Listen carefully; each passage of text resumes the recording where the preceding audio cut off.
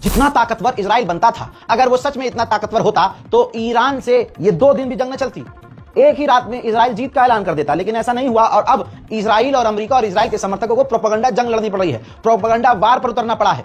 खबर आपने सुनी होगी, सोशल मीडिया पर कहीं ना कहीं आई होगी कि ईरान ने मांग की है कि जंग खत्म कर दी जाए, ईरान की कमर टूट गई है। गोदी मीडिया, एनडीटीवी लिख रहा है सोशल मीडिया पर कि ईरान ने भीख मांगी है कि जंग बंद कर दी जाए, जबकि सच्चाई कुछ और है। इसीलिए कहता हूं, गोदी मीडिया पर भरोसा बिल्कुल मत कीजिएगा। इन ससुरों ने तो पाकिस्तान के इस्लामाबाद, पता नहीं कौन कौन से बाद में कब्जा ही कर लिया था, जिसकी वजह से फेक न्यूज की वजह से पूरी दुनिया में भारत का अपमान हुआ। और मोदी जी को अपमान का क्या ही फर्क पड़ता है, मोदी जी तो शुरू से झूठ बोलते आए हैं, उन पर क्या फर्क पड़ेगा। लेकिन अगर अपनी इज्जत चाहते हैं आप, तो गोदी मीडिया और किसी फालतू की मीडिया पर भरोसा मत कीजिएगा।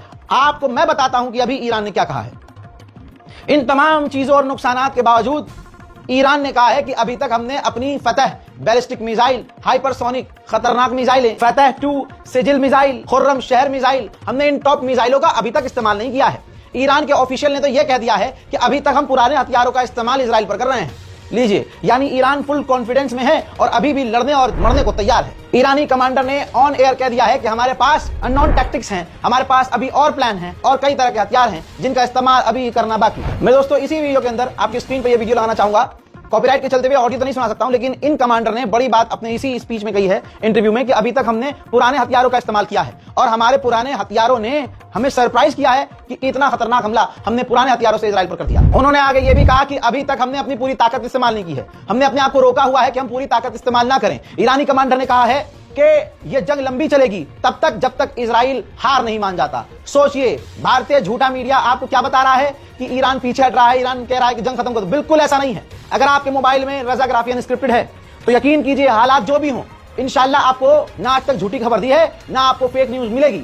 फैक्ट पर, सबूत पर आपको बताया जाएगा और दिखाया जाएगा। मेरे दोस्तों, ईरान के कमांडर ने यह तक कह दिया कि अभी तक हमने सिर्फ ऑफिशियली हमले किए हैं, हमने ऑफिशियल्स पर हमले किए हैं, मिलिट्री साइट्स पर हमले किए हैं। हमारे पास लिस्ट मौजूद है इजराइल के लोकेशंस की और इजराइल के टारगेट की, जो बहुत खतरनाक और सटीक हैं। अगर हम वहां हमला करना शुरू करेंगे तो इजराइल को दिन में तारे नजर आएंगे। ईरानी कमांडर ने तो साफ कह दिया है। आगे की बात सुनिए, उन्होंने कहा कि लोग हमसे उम्मीद कर रहे हैं कि हमें डील करनी चाहिए, लेकिन हमें पता है हमें जंग लड़नी चाहिए। ईरान के कमांडर ने बहुत बड़ी बात आखिर में कही। उन्होंने कहा कि अभी तक हमने अपनी पूरी ताकत का इस्तेमाल नहीं किया, सारे हथियारों का इस्तेमाल नहीं किया, लेकिन एक वक्त आएगा कि हमें अपनी पूरी ताकत का इस्तेमाल करना पड़ेगा और बड़े हथियारों का इस्तेमाल करना पड़ेगा। हम तो इसलिए उनका इस्तेमाल नहीं कर रहे ताकि पूरी दुनिया में हड़कंप न मच जाए, लेकिन हमें पता है कि हमें आगे चलकर इस्तेमाल करना पड़ेगा। उधर ईरान के कमांडर ने यह भी कह डाला कि हम अभी तक तो परमाणु हथियार नहीं बना रहे थे, लेकिन अब आगे का नहीं पता। कमांडर ऑफ ईरान ने यह भी कह दिया कि हमें पता था कि हम बातचीत करें या ना करें, हम पर हमला होगा। मेरे दोस्तों, ईरान ने इस्लामिक आर्मी का ऐलान कर दिया है। इस वीडियो को ज्यादा से ज्यादा तमाम मुसलमान शेयर करें, हर मुसलमान पर वाजिब है।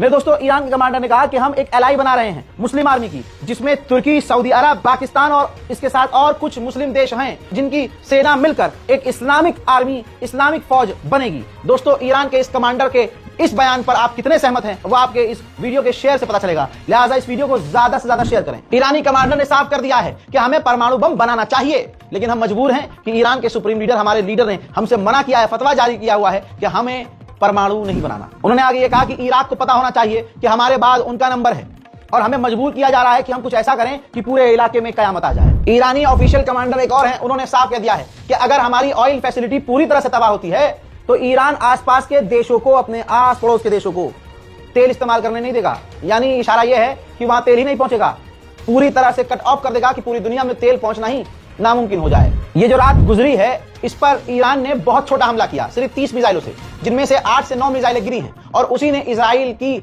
हालत पतली कर दी है। इसी रात को एक बड़ा कांड हुआ। अचानक से पूरे इजराइल में सायरन बजने लगे। इजराइल ने लोगों से कहा कि शेल्टर में चले जाओ। लोग शेल्टर में भाग गए, तो बाद में पता चला कि यह सायरन हैक किया गया था। ईरान ने कोई हमला नहीं किया था। वैसे ही हगते और डरते हुए यहूदी शेल्टर में भाग गए थे।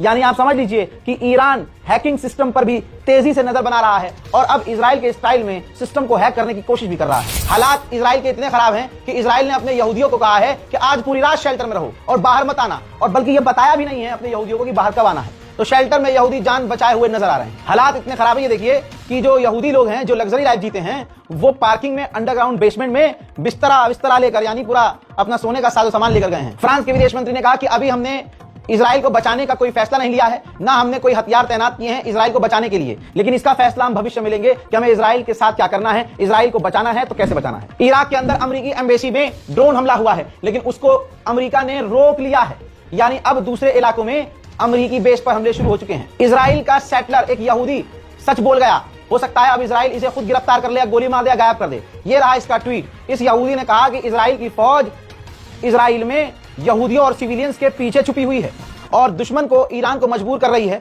कि वो हमारे ऊपर यानी सिविलियंस पर हमला करे, जिसका फायदा इजराइल उठाए। इजराइल इस वक्त, हमारे मुल्क की सेना इस वक्त सिविलियंस की आड़ लेकर छुपी हुई है। कतर, ओमान इस वक्त इजराइल और अमेरिका से बात कर रहे हैं शांति के लिए, लेकिन ईरान अपनी जिद पर है। ईरान का कहना यह है कि हम जब तक बात ही नहीं करेंगे, जब तक इजराइल हम पर हमला बंद नहीं कर देता। मेरे दोस्तों, ईरान से भिड़ते ही इजराइल को अकल भी आ गई है। हमास ने कंफर्म किया है, तवज्जो चाहूंगा, हमास ने कहा है कि अब इजराइल ने हमें एक सही प्रपोजल दिया है जिसमें गाजा और इजराइल की डील हो सकती है। यह है ईरान। गाजा के मजलूमों को बचाने के लिए खुद जंग में कूदा है।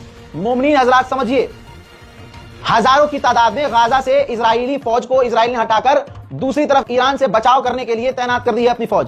तो गाजा में जब इजराइल की फौज कम पड़ी है तो उसने तुरंत एक अच्छा ऑफर हमास को दे दिया ताकि गाजा में थोड़ा सा उसको मेहनत कम करना पड़े और गाजा से फौज और हथियार निकालकर वो ईरान के खिलाफ इजराइल तैनात कर सके, काम कर सके। तो ईरान के हमलों से फायदा यह हुआ कि गाजा में थोड़ा सा इजराइल नरम पड़ गया। ईरान का नुकसान देखने के बाद मेरे जैसा बंदा भी ये कह रहा है कि अब ईरान को रुक जाना चाहिए, लेकिन ईरान के राष्ट्रपति पेजेश्कियान ने कहा हम नहीं रुकेंगे जब तक इजराइल नहीं रुकेगा, क्योंकि ये जंग हमने शुरू नहीं की, ये जंग उन्होंने शुरू की, और अगर ये जंग आगे चलती रही तो हम इजराइल को करारा जवाब और बड़ा नुकसान देंगे। अंधभक्तों के नाजायज बाप इजराइल नेतन्याहू की हालत इतनी खराब है कि नेतन्याहू ने पूरी दुनिया में अपनी इजरायली एम्बेसीज को बंद करवाना शुरू कर दिया है, खतरे के डर की वजह से, क्योंकि पता है नेतन्याहू को कि इजराइल से पूरी दुनिया नफरत करती है। सरकारें पैसे और पावर के चक्कर में इजराइल को कुछ नहीं कह रही, लेकिन देश जैसे फॉर एग्जांपल जर्मनी है, जर्मनी की सरकार इजराइल को सपोर्ट करती है, लेकिन जर्मनी के लोग इजराइल को पसंद नहीं कर रहे हैं, नफरत हो रही है इजराइल से सभी लोगों को। तो अब डर है कि हमारी एम्बेसी पर हमला ना हो जाए, तो अब इजराइल अपनी एम्बेसी को पूरी दुनिया में बंद कर रहा है। लीजिए, आखिरी में आपको इस रिपोर्ट में सबसे बड़ा अपडेट दे दूं, इजराइल के यहूदी लोगों पर बैन लगा दिया गया है। किसने लगाया? खुद नेतन्याहू ने। और बनाओ प्रधानमंत्री नेतन्याहू को अपना। दोस्तों, इजराइल के प्रधानमंत्री नेतन्याहू ने सेटलर्स को बैन कर दिया है। अब कोई भी इजरायली इजराइल छोड़कर बाहर नहीं जा सकता। मेरे दोस्तों, देर रात, सुबह ही सुबह, रात तो खत्म हो चुकी है, लेकिन आपको बता दूं कि लगातार जंग जारी है। ताजा तरीन अपडेट में फिलहाल के लिए इतना ही। इस रिपोर्ट को शेयर कीजिए, चैनल को सब्सक्राइब जरूर कीजिएगा। आप देख रहे थे रज़ा ग्राफी अनस्क्रिप्टेड। जय हिंद।